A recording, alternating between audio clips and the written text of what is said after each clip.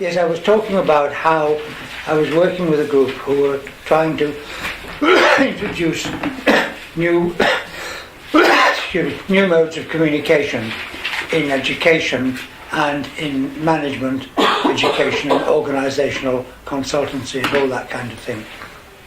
And we talked about how the dominant approach at the time was the systems theory approach, the general systems theory, and how this claimed to be the science of wholeness. But in fact, it seemed to be really nothing like it whatsoever. And I went into that a bit, didn't I? And so on. And I said that I had a different approach to wholeness because of the fortunate circumstances that I had actually done research in physics, and I'd been in the department as a research student of David Bohm's when he first came to London, 1962 to 64.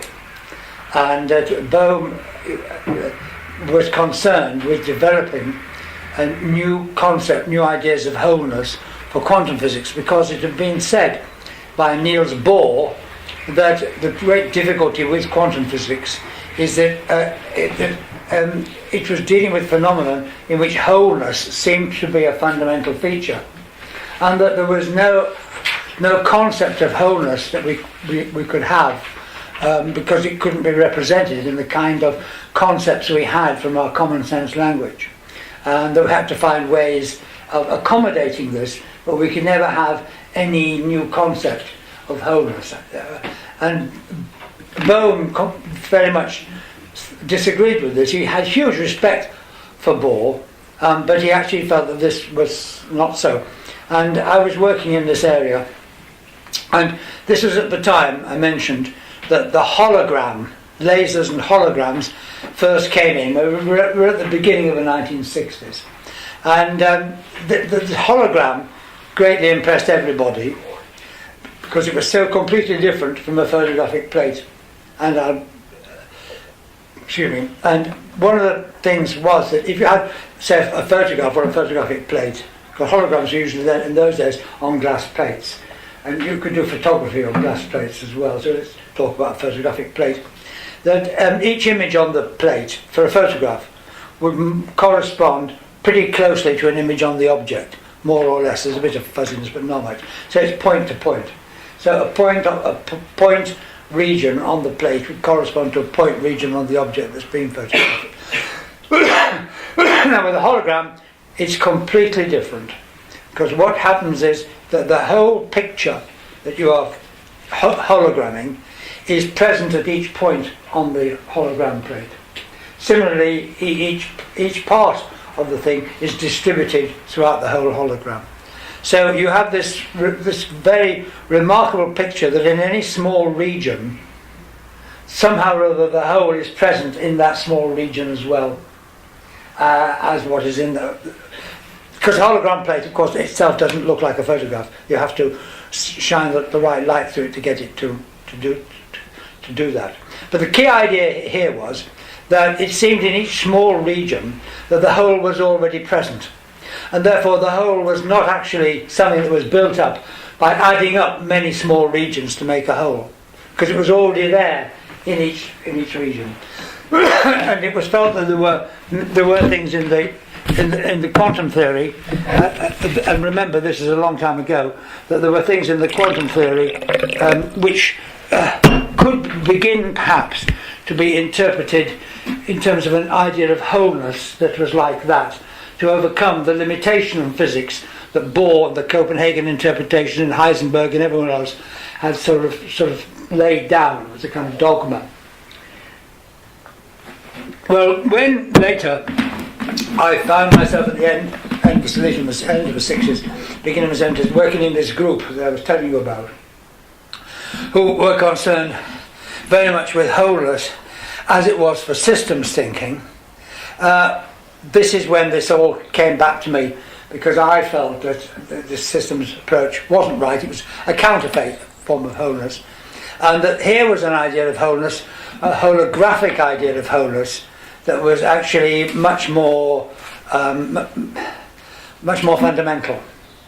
And so when working with organisations, we tried to introduce this kind of way of thinking into organisations by saying, well, in any organisation, the wholeness of the organisation is reflected actually or coming to presence in each part of the organisation. So everyone in the organisation, in their role, is actually in some sense a partial expression of the whole organisation, whereas normally you would see individual functions and then you would add those together to see now how do these fit together to make the whole, which is what you would do with a systems theory diagram. And this, we tried to introduce this in practice in various ways. One of them was I was involved with what are called surveys, attitude surveys. It was a big thing in those days. Management and management consultants had cottoned onto this idea that you could actually get people to do what you wanted by doing a survey and asking them questions and telling them that you were giving them what they wanted because you'd done a survey.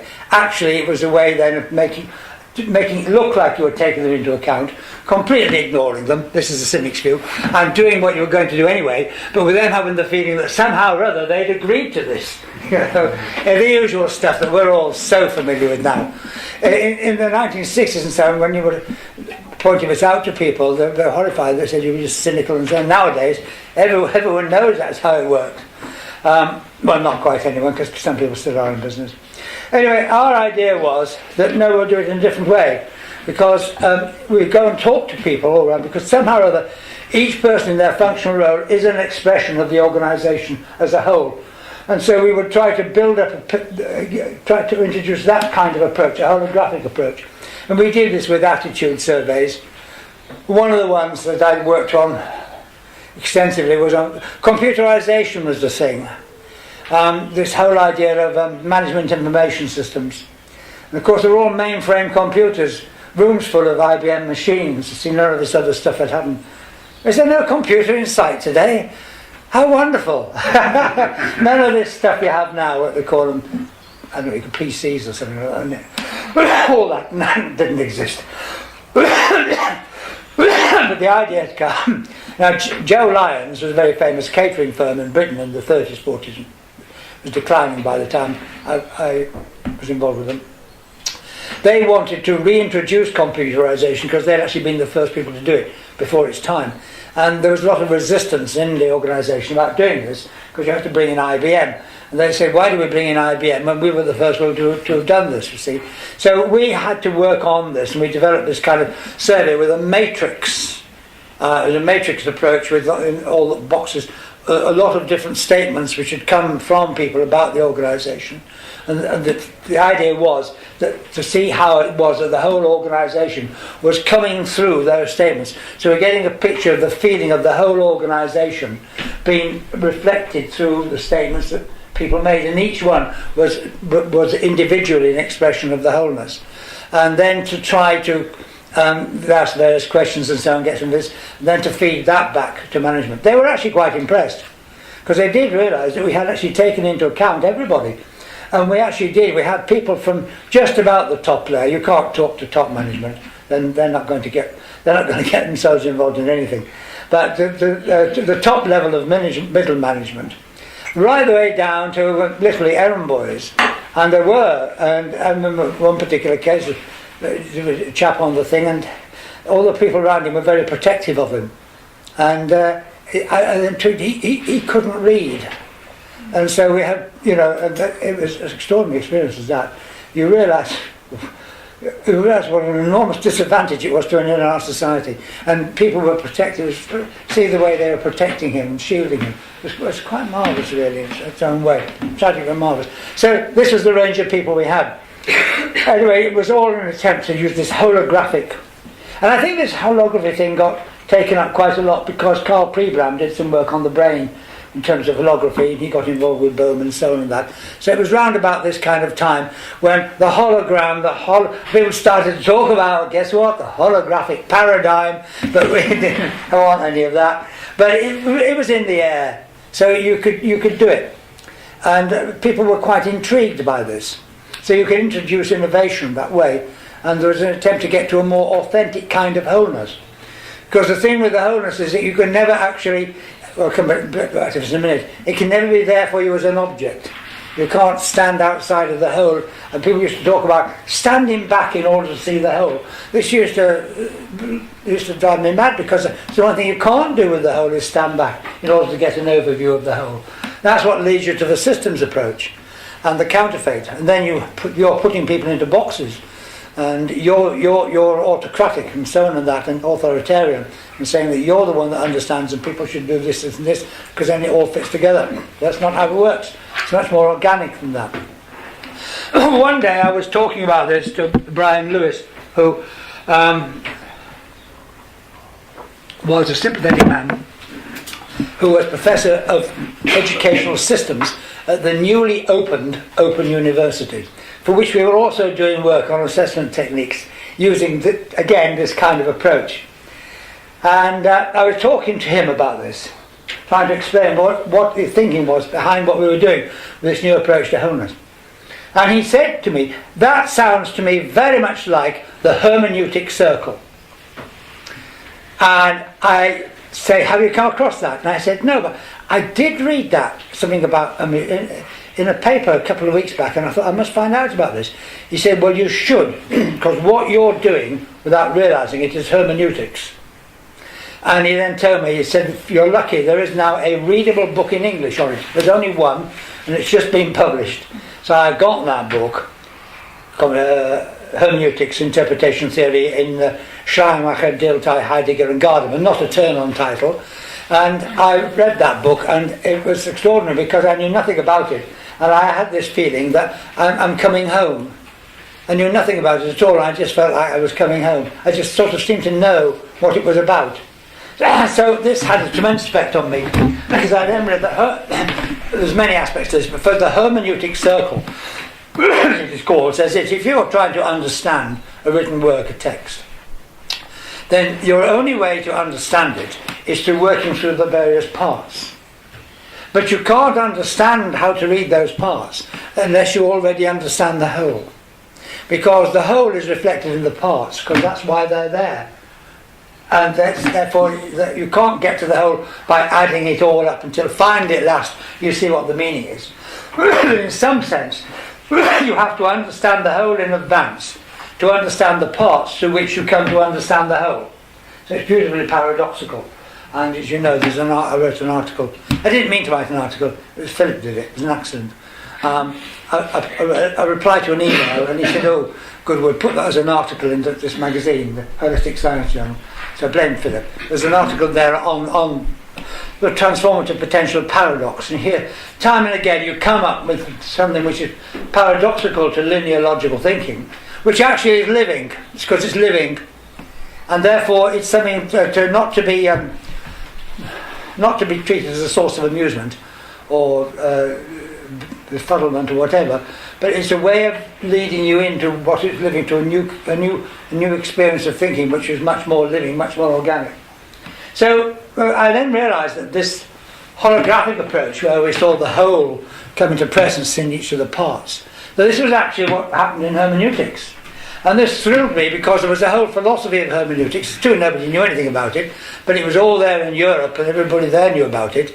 And I thought, wow, we can actually have a philosophical, we can have a hermeneutic alternative to systems theory.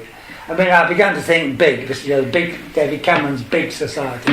Well, I began to think big, you see, and that we can actually really now have not just a particular model based on the hologram, which is a bit technological and so on, but we can actually have a whole philosophical approach, which is already based in European philosophy as an alternative to the systems approach to wholeness.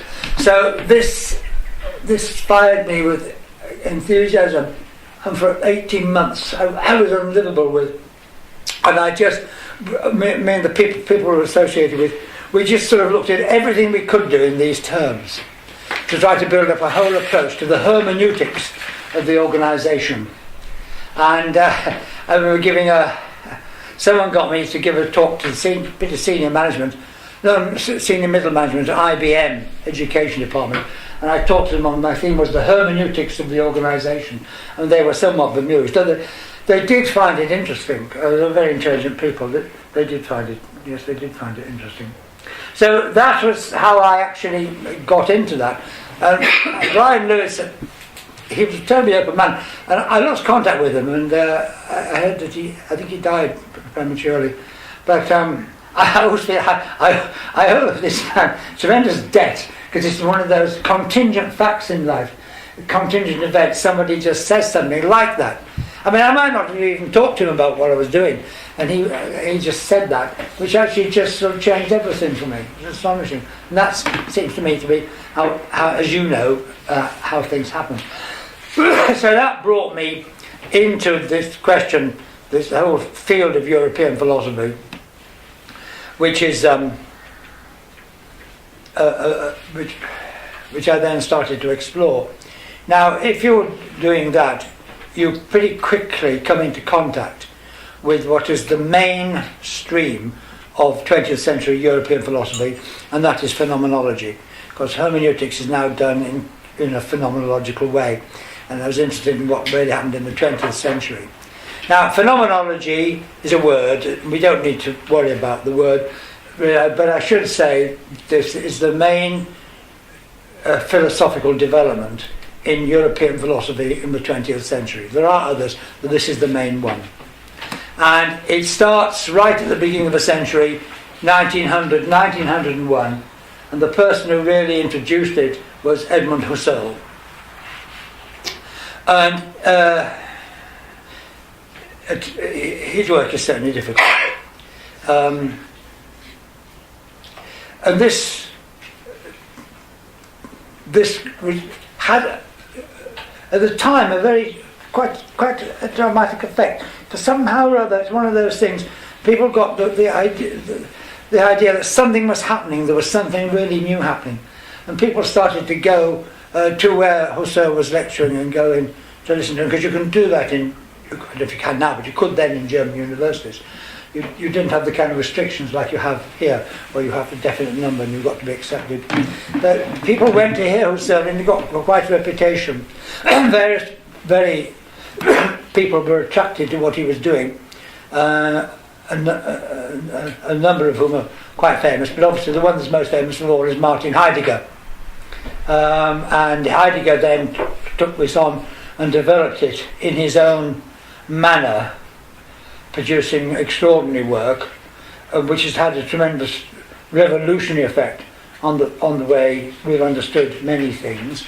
And there are many problems about it, and there are many difficulties about it, which I've certainly no intention of going into.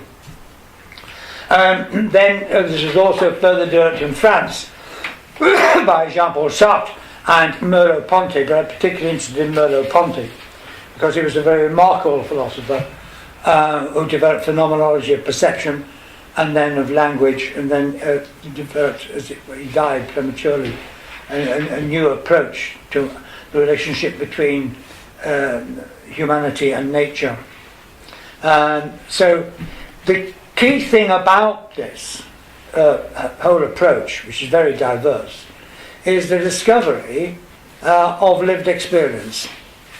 The discovery that experience as lived, as actually lived, escapes from our common sense descriptions, escapes from the conceptual framework structures of the intellectual mind, and escapes from science, which is based on those very same kinds of common sense and intellectual structures. Francisco Varela, who you will no doubt will have heard of, used to say, experience is the blind spot of science. Now, blind spot, it's not, oh, we got this blind spot, well, we're going to sort it out. We're not having that, we're going to fix it so the blind spot sees. The whole point about the blind spot is if you got rid of the blind spot, you get rid of vision altogether. You can't actually, the blind spot is where the nerves go from the back of the retina into the brain. So that's why it doesn't see. But he's saying in effect that lived experience is actually lived, is the blind spot of science. It deals with experience as it is represented after it has been lived. It deals with the representation, the representation of experience, not with the presencing of experience in its very livingness. And this is what happened at the beginning of the 20th century in European philosophy. It was discovered that there was this huge difference between everything that science did and common sense thinking did and lived experience, and that this had been overlooked. Lived experience is actually overlooked because it's so close to us because we are it. And in fact we overlook it because once we look away from the experience or to where the experience takes us. And so the whole point about phenomenology is to actually work to bring you back into the lived experience as it is lived. And if you look at the early writings, and they're all over the place, I'm not suggesting you should do, it's full of this kind of thing. And I find it very stimulating. But it's not easy, and it's all over the place. Heidegger's main book, Being and Time, has been, reading that has been described as like swimming through wet sand. And that was a description used by somebody who thought it was a marvellous book. So you can think what it's like for others. And I can see it, yeah, it's like swimming through wet sand. It's just that sometimes it's worse trying to swim through wet sand, apparently. It is actually. So I'm not recommending that people. One of the great tragedies of this is that it doesn't seem to have been possible for people to have found ways of actually making this more available. And when people have made it more available, they've reduced it very often to something that it isn't. Because actually catching lived experience in the livingness is it's so easy to fall from it and think you've got it. Now, what interests me is that all this happened in the 20th century, and I think of this as the unnoticed revolution, because we have talk about revolutions in knowledge and physics, the way in which the theory of relativity, which now gets overlooked because of the too much emphasis at the moment on the quantum theory, it doesn't merit the amount of attention it's getting, I don't think. But when I was younger, the big interest was in relativity theory, because that changed completely ideas of space, time, motion, and so on. It's a very, very, very radical theory. It's a special theory. It's a special theory of relativity. I won't bother about the gravitational stuff and black holes, and bother about that. But Einstein's redescription of space, time, and motion is so radical. It just changes completely our ordinary ideas of space, time, and so on. And people realise this. When I grew up, that's what people talked about. And quite ordinary people were interested in knowing what was it that Einstein did, because it was understood there had been a complete revolution that had changed our way of seeing the universe and ourselves and so on. Then, of course, came the quantum theory, which was a further case where ordinary common sense concepts were completely blown apart. But when I was younger, people weren't all that interested in the quantum theory. And those that used it just used it and got on with it. It's not all that difficult to use. There are certain simple rules and you use them. And people just used the quantum theory and they didn't bother about all these puzzles about what it means and so on and that. So it was looked upon in a much more pragmatic way. Later on, people began to see that the fact that this called into question certain fundamental concepts of the way we understand the world and so on and that began to loom more largely. But people didn't sort of ignore that to begin with, because it's a theory which you can actually use quite easily and very successfully. But a lot has been talked about this now, and you will know all about this because people grow up with this now. That the developments in modern physics have completely revolutionised the way we understand things and shown us that our common sense concepts are inadequate for understanding and misleading for understanding the world with which physics deals at a fundamental level. Well, it's exactly the same with philosophy. Phenomenology does exactly the same thing. And at the very same time, beginning 1900 onwards, exactly the same time, and it shows us that the concepts of common sense and the intellectual mind and of science as well are completely inadequate for understanding experience as it is lived. And of course, a lot of people don't like this because they say that means it's anti-science. It isn't anti-science. It just says there's a limit to science. We won't go into that. But I find it interesting that it happened at the same time. But this is the unnoticed revolution, which I actually think I would do, wouldn't I? Is actually more important. I think it's more important than quantum physics. Much more important. And fascinatingly, 1927 was the year that one of the major works in phenomenological philosophy was published. That's Heidegger's Being and Time. That very same year, Niels Bohr, at the meeting at Lake Como, gave his first public presentation of his ideas on complementarity as a way of overcoming the problem that you couldn't have an adequate concept of wholeness. Now, in fact, because he said that in the ordinary mind and common sense, there is no... There's no. You have the word wholeness, but you don't have a full concept of wholeness. You don't have the intuition of wholeness. And in fact, that very same year, the book that Heidegger published, the first book, Division 1, Book 1, it simply shows how to describe ordinary experience, lived experience, in a completely holistic way. So the very thing that Bohr needed was actually published in the very same year that he himself published his first attempt to deal with this question by accommodating the fact that you can't do it. This is really historically quite fascinating that this should, and this often happens in history, but you see things take time. And because nobody knows about this now anyway, but I often think to myself that well, it's very interesting. If you look up in Bohm's quantum theory, he did actually have several parts. And I remember when I read that book, which is the reason why I got in contact with Bohm. Well, I didn't actually read the book until he told me to read it. But what I had looked at in the book beforehand, the bits that I could follow, he had actually brought out how there were notions of wholeness in ordinary experience with the way in which thinking works and so on and that. And that it was possible that quantum physics wasn't so unfamiliar as it seemed to be and so on.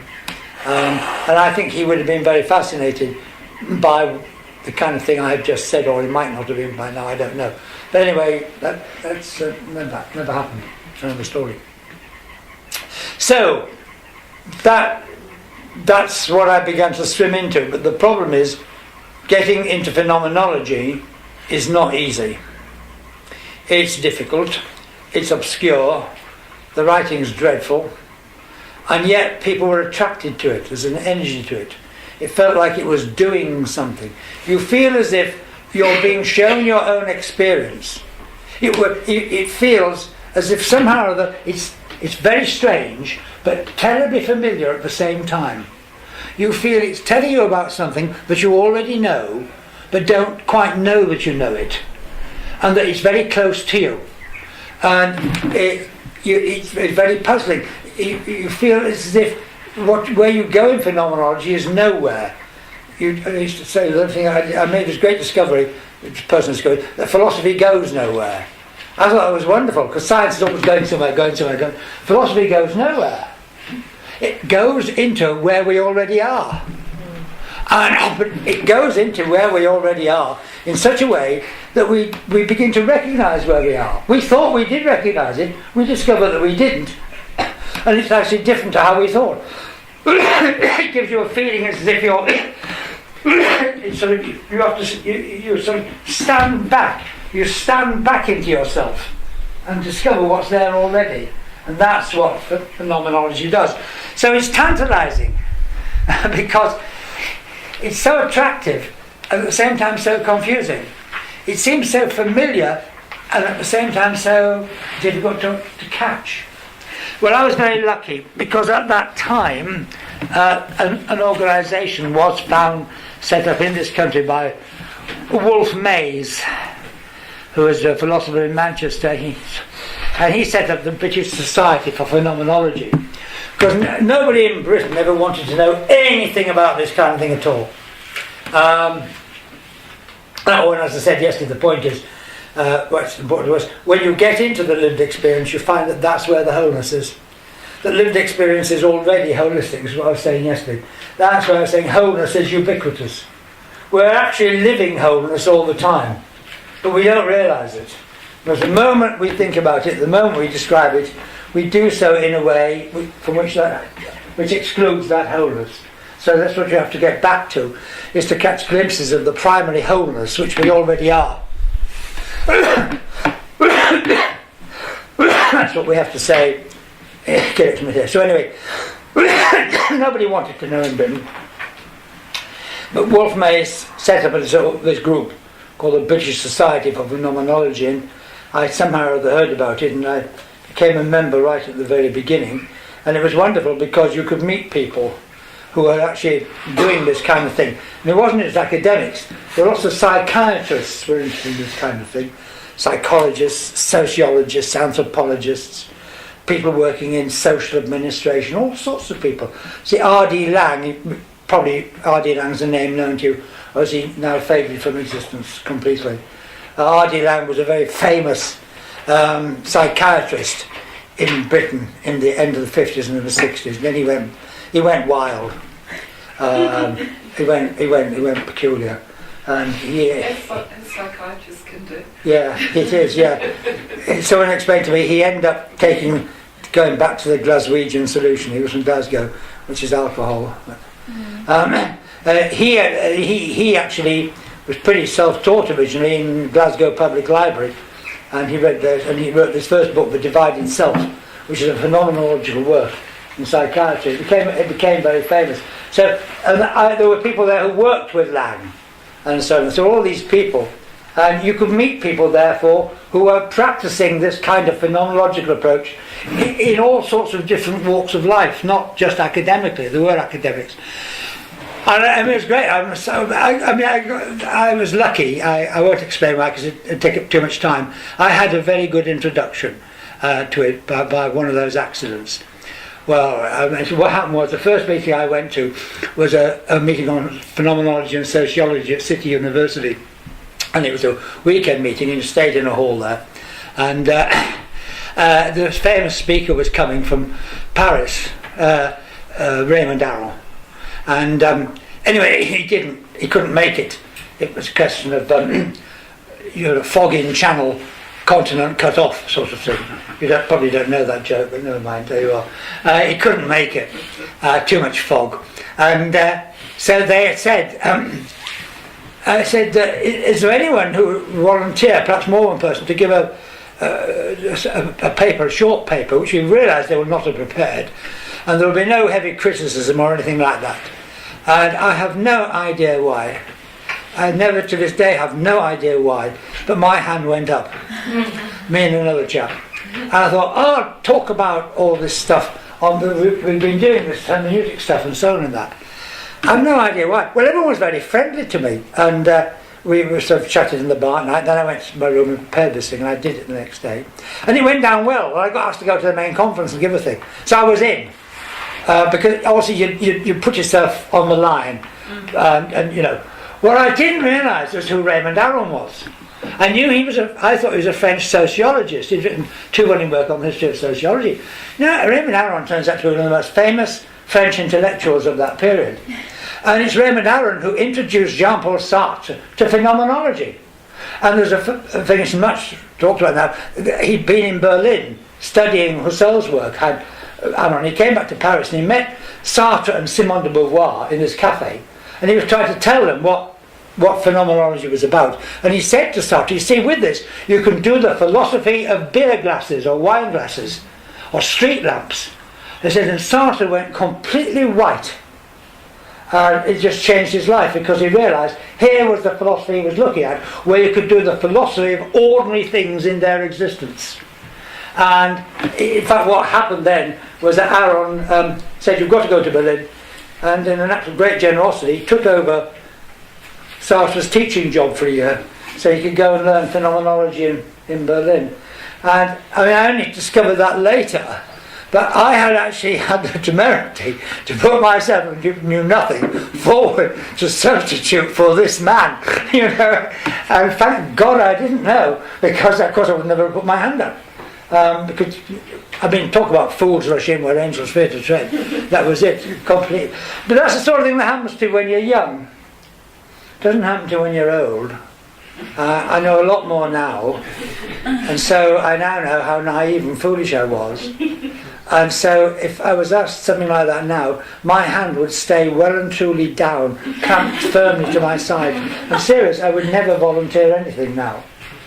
It's weird. When you're young, it's different. So make the most of it. Because when you get old, you'll be different, I suppose, but you never know. Okay. So that I began to catch it. That's how I got into it. Again, it was personal, you see.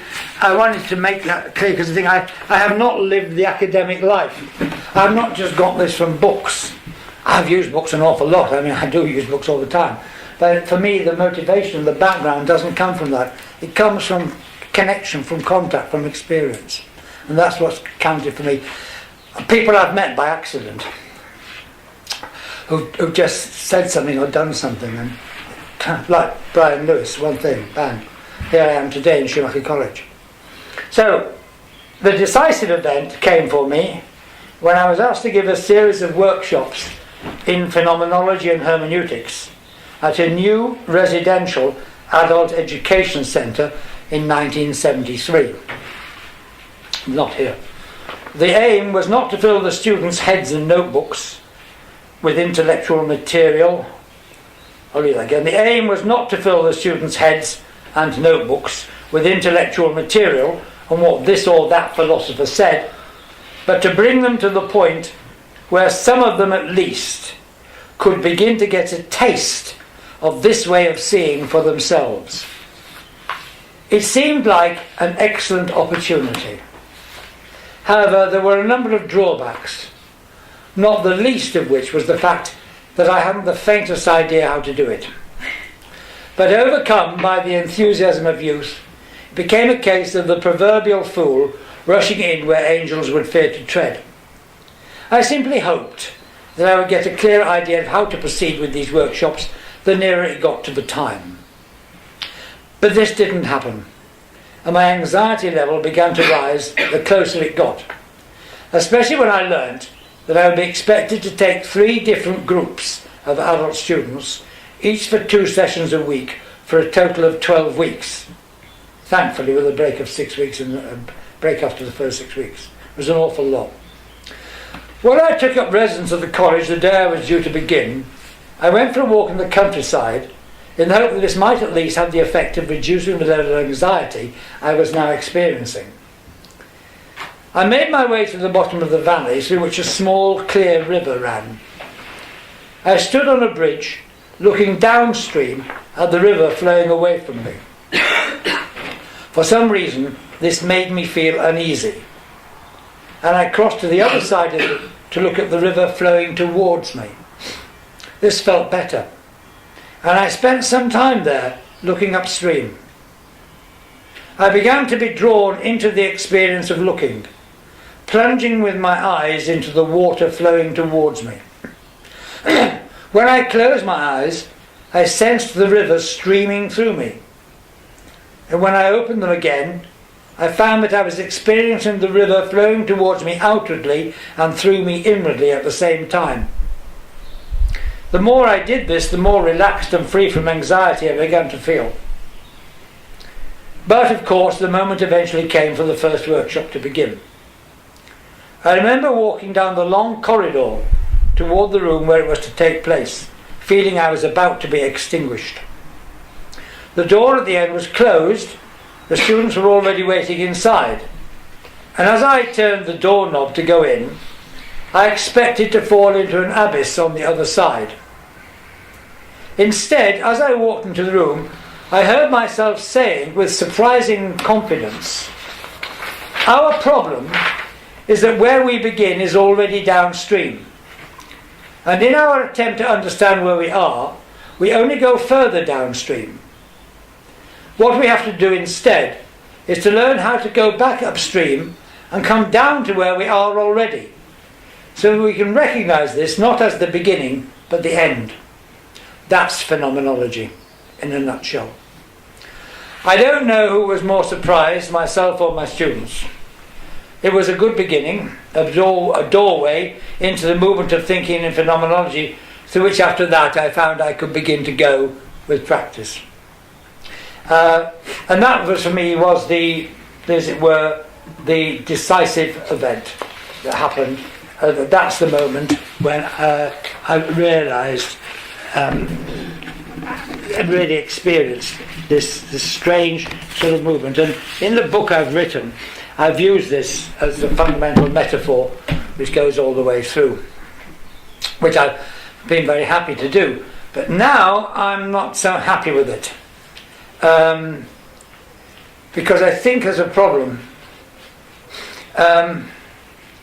Because I actually mean it to be taken ontologically. We'll come to understand this when I do things. And it would be too easy for someone to take it in a temporal process sense. I'm describing a process in time, and I'm not. It's ontological. So when I talk about going upstream and downstream, I don't mean like in a process in time, which of course the flowing river does give that impression. So for me this is a metaphor which actually points towards a certain kind of experience, but it carries with it the unfortunate connotation that it would encourage someone to think of that in terms of time, taking time, and as a process. And it's not like that. It's actually ontological, which I will try to. You'll see what I mean by that quite shortly now. So I don't have to try to describe what I mean by it.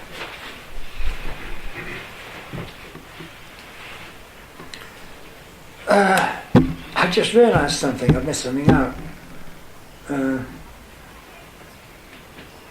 Damn. Okay, I'll figure that in later. I've got muddled up. It's all right. It doesn't affect this. I was going to talk a bit more about that paper I wrote on the wholeness. I'll fit that in later because that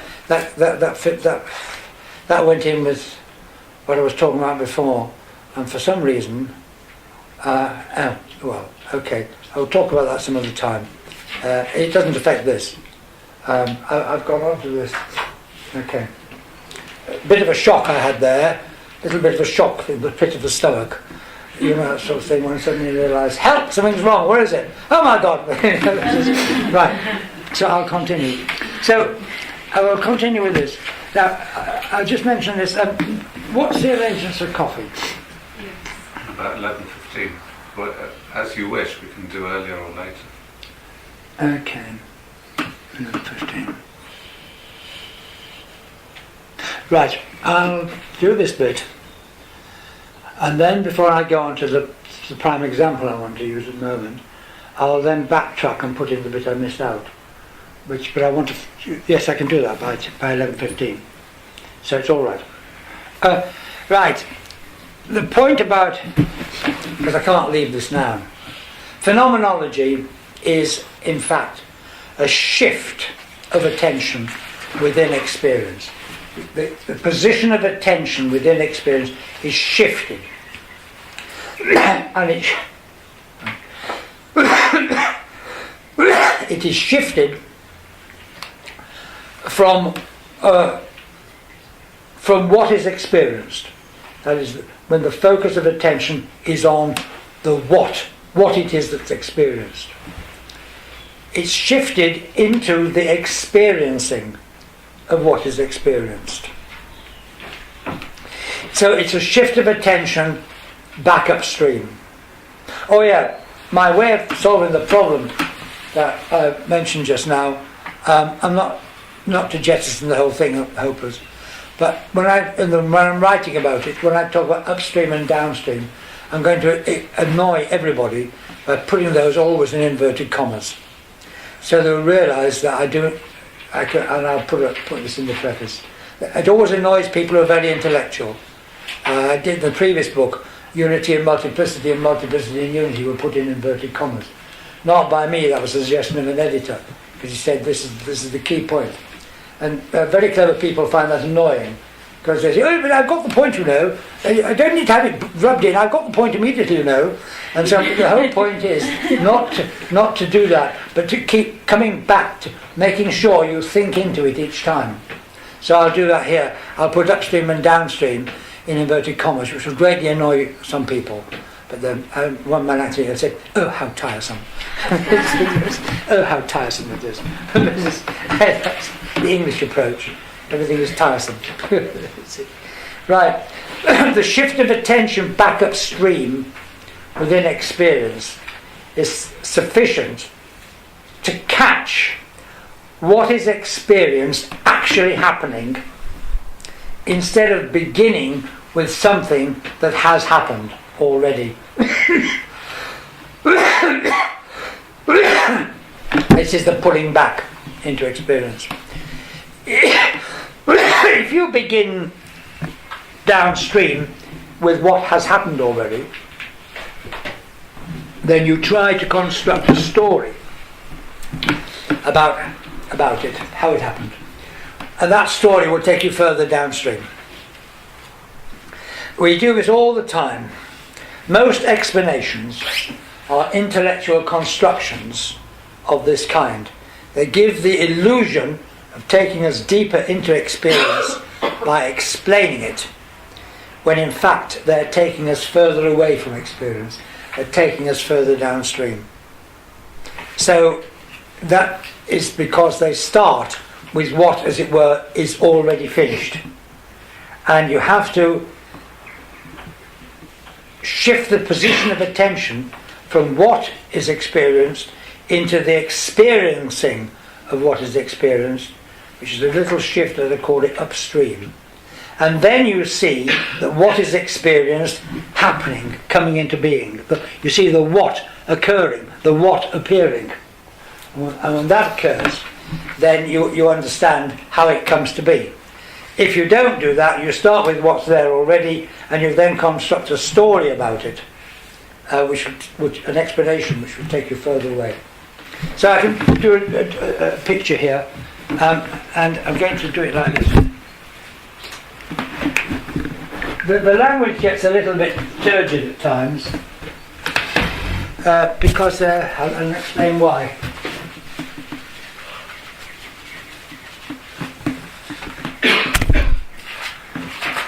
Remember it. We've got here, I'm going to put this place like that. I'm going to put the experiencing, this is a general term,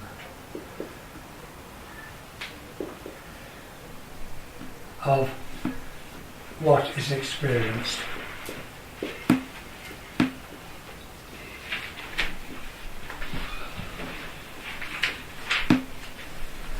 Now I'm going to underline experiencing, and that then goes to what is experienced.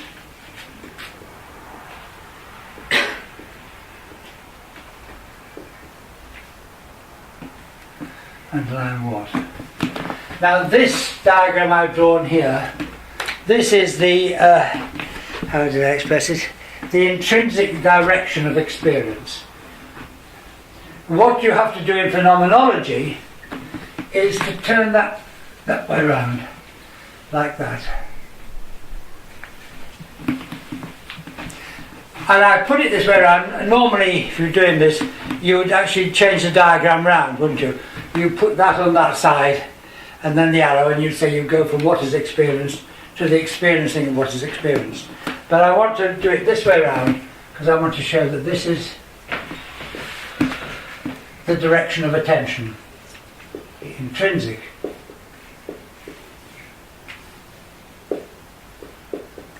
Direction of attention.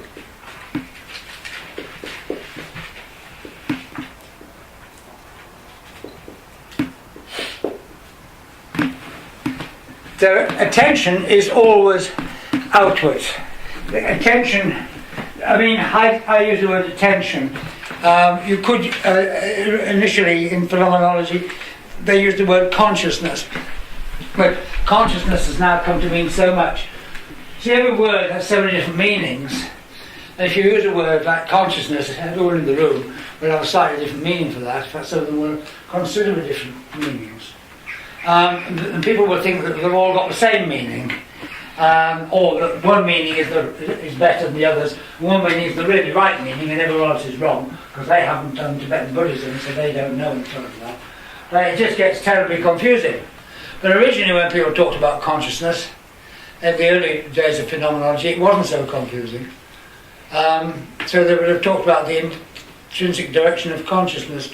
I would prefer to call it now the intrinsic direction of attention, because it's the position of attention which is the important thing. Now in experience focuses on what is experienced. So if you're seeing, I see the cup, you'll focus on the what is seen, on the cup. You're seeing the cup, so you focus on that, and that's the direction of experience, to the what is seen. And therefore, you're coming from, in this case, you're coming from the seeing of what is seen. That's where you're coming from. You're coming from the seeing of what is seen. But you only focus on what is seen. So you miss out the seeing. Now, I put it, here I've done this generally in terms of put in this is the recording, this is the phenomenological step. Red.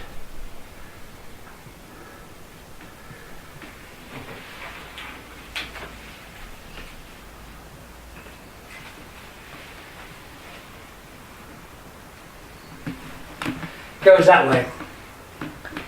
It's sometimes called, in technical terms, it's called the phenomenological reduction. But I don't use it here because people now associate reduction with reductionism, which is what we don't want. But reduction is Latin, reducio, to lead back into. That's what reduction means in phenomenology. It means leading back into. So when you talk about the phenomenological reduction, you mean the leading back into lived experience from sorry about that, I'm not trying to show these to the from what has been experienced into the experiencing of what is experienced, and that's a leading back into. So that's very much leading back into, and that's called the phenomenological reduction. Well, obviously we can't use that word now, can we? Because people just think I'm saying it's a form of reductionism. So it's the very opposite. It actually discovers the wholeness. So that's, I just call it the phenomenological step. Now I put this brace round here, and that's important to me because that has to be taken as one whole. It gets rather cumbersome because I talk about it and say we have to step back from what is experienced into the experiencing of what is experienced. And people say, well, why don't you just say step back from what's experienced into the experience, or into the experiencing? Why do you have to keep saying the experiencing of what is experienced? See, here I could talk about, and one of the things that I do, what kind of experience am I talking about? Well, it could be, for example, we could have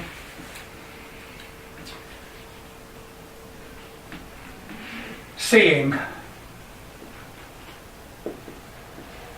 The seeing of what is seen, and then we'd have what is seen. We could have saying, the saying of what is said, and then we'd have said. So, if we were dealing with trying to catch seeing in the act, we would talk about learning to go from what is seen back upstream into the seeing of what is seen. Ooh, back pages.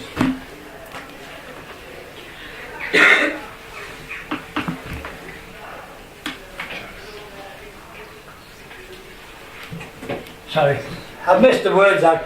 Can you see what I'm talking about there? Or is it too difficult? Perhaps I better put some more in.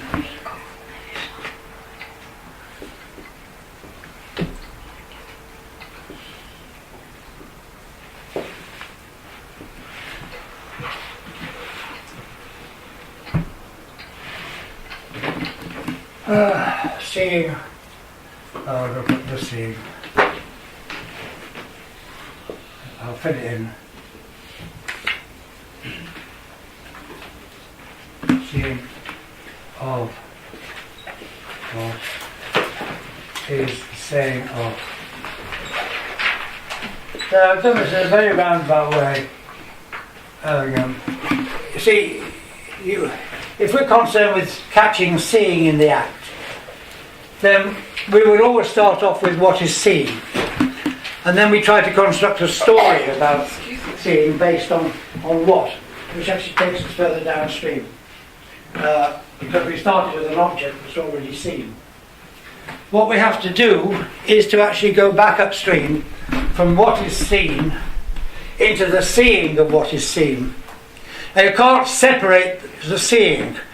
If you can't separate the seeing from what is seen, in this case, you don't have seeing without something seen. You don't have experience without something experienced. In this kind of thing, anyway, you don't. And if you said, well, why don't you just say, go back upstream from what is seen into the seeing, this would be a mistake. Because you then try to make the seeing into a new something that's seen. That's called introspection. And introspection doesn't work. Because you still haven't got to the seeing.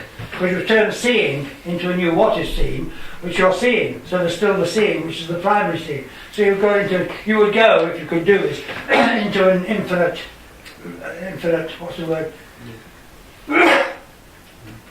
There's a name for it. Oh, you're a physicist. Infinite, never mind. Loop, yeah, loop will do. And that's the fallacy of introspection. And in the early days, many people said, oh, phenomenology is just a form of introspection. And I saw recently in a review someone said, phenomenology is a notoriously obscure philosophy which is based on introspection. That was in a review of the Scientific and Medical Network, so that's not all that they know. So you have to keep it all together. It's a subtle shift. It's not coarse. If it was coarse, you'd say, right, don't focus on what is seen, focus on the seeing. But then you turn that into a new what that's seen. And so it's coarse. You have to shift. There's a subtle shift of attention within experience itself. From focusing on what is seen, draw it back into the seeing of what is seen. The emphasis is now in the seeing. The what hasn't gone. The what is seen is still there. But the emphasis has shifted into the seeing of what is seen. So that's one whole. This is very important. Because books often do describe this, and they do it loosely, because people get upset when you keep repeating long things like this, particularly clever intellectual people. Oh, how tiresome. But there you are. But I find you have to do this. Look, I do this stuff, and I have to do this. I do this stuff, and I actually think my way into this kind of thing in a proper way. So, you know, I don't mind doing this. So there you are. Or if you want to catch saying in the act, the actual act of saying, to discover miraculously what saying actually is. Everybody thinks they know what saying is.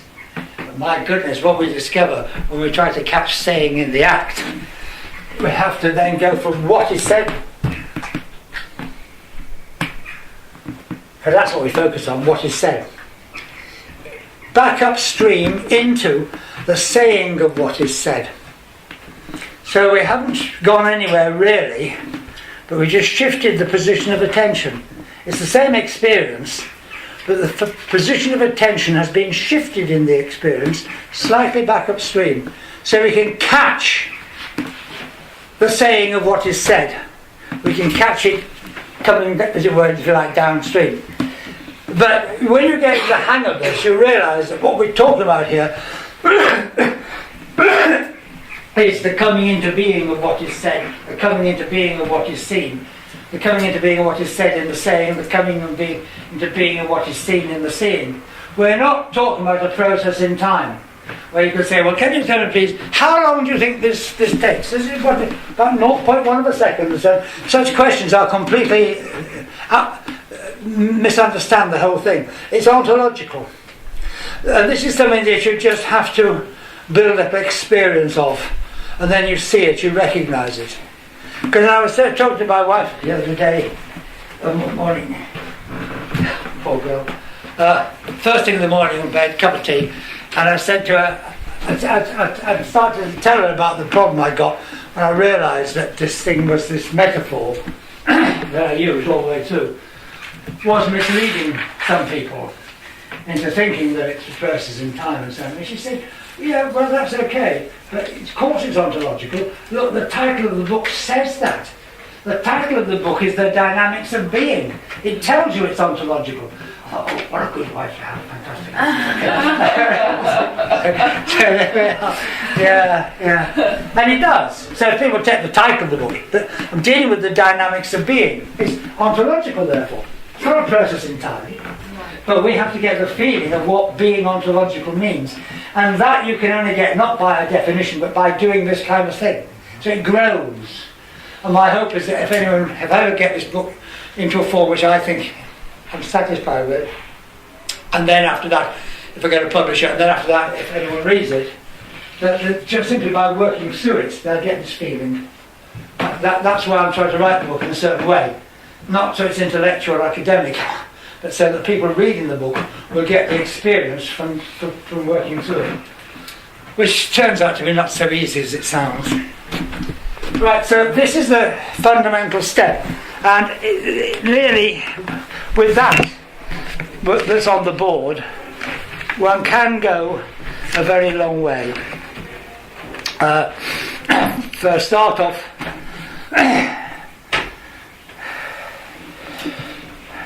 I'll say more about this later, of course, but whatever the experience with which you are concerned, we always find ourselves before separation, before separateness, prior to separation.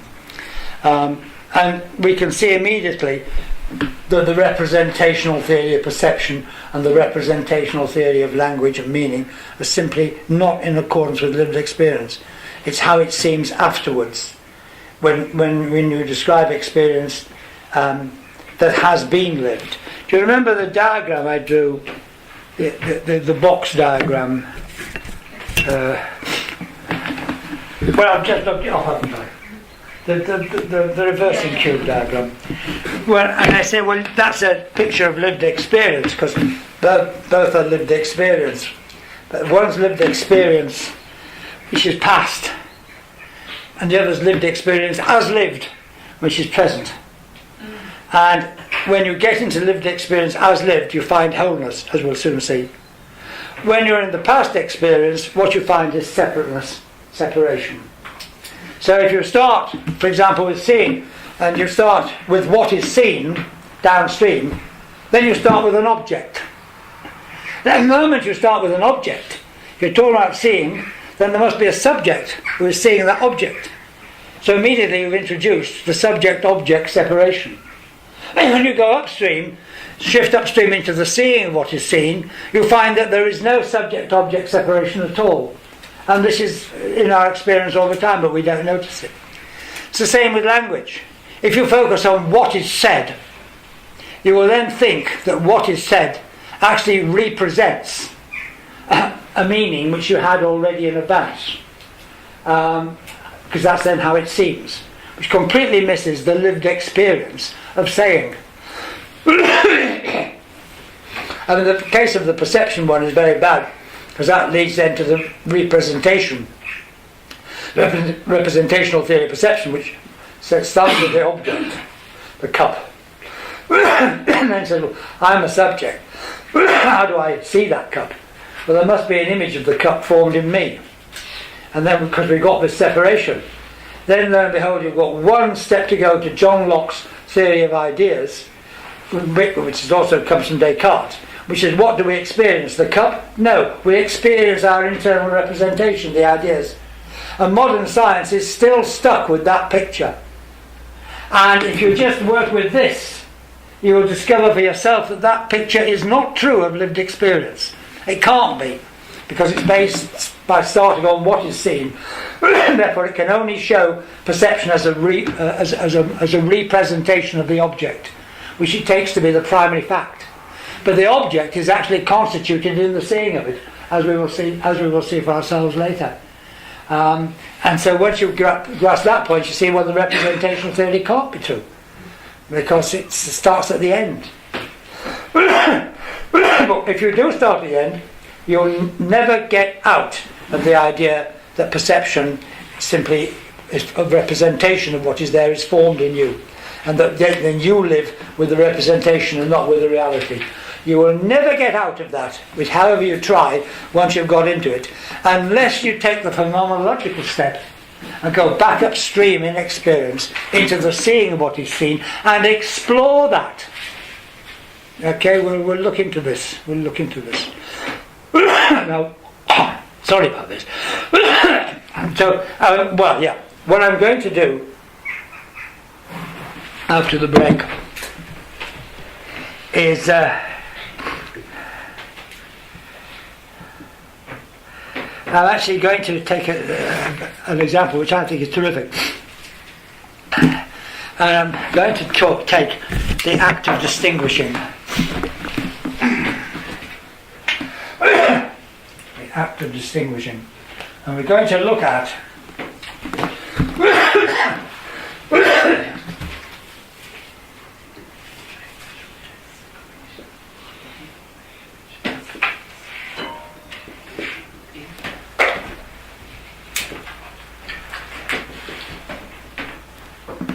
the distinguishing of what is distinguished.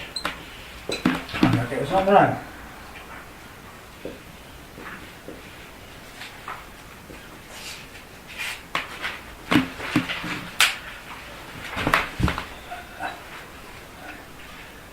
What is distinguished? This is what we're going to go into in some detail. Will take us a long way. We shan't go all the way. It can take us because we haven't got time. But so we're going to look at the act of distinction. And usually we're going to ask the question of what happens when we make a distinction. Usually we start off in describing this with what is distinguished. And we then give an account of distinction, the act of distinction, in terms of what is distinguished. And this misleads us, because what we have to do instead is to go back upstream into the distinguishing of what is distinguished, up into the actual distinguishing of what is distinguished instead of what is distinguished. You come to what is distinguished, but you come to it from the distinguishing of what is distinguished. Otherwise you'll tell a story about distinction which will start there and try to understand that in terms of the end product. And then just all you can do is back project. It's kind of thinking that Rumi described as trying to get to the milk by way of the cheese. And a tremendous amount of philosophy is simply an attempt to do just that. Because it needs to... This is, remember at the beginning I said this whole approach is about a dynamic... called the dynamical way of thinking, the way of thinking which is dynamic. And this is it is hard to do because it's hard and simple. But it's because it's dynamic. And a lot of the time we find when it's not working, it's because we're not doing it dynamically. So you've got to get into the dynamic. That's why I keep this as one whole. You can't separate the distinguished from the distinguishing. I hope that's clear enough, because that's what we're going to do is that. But there's one thing I will... I was going to say something about what's in that paper on the basis of what I talked about, and I think it's worth mentioning. But I think it's time for coffee. I've had enough. Yeah.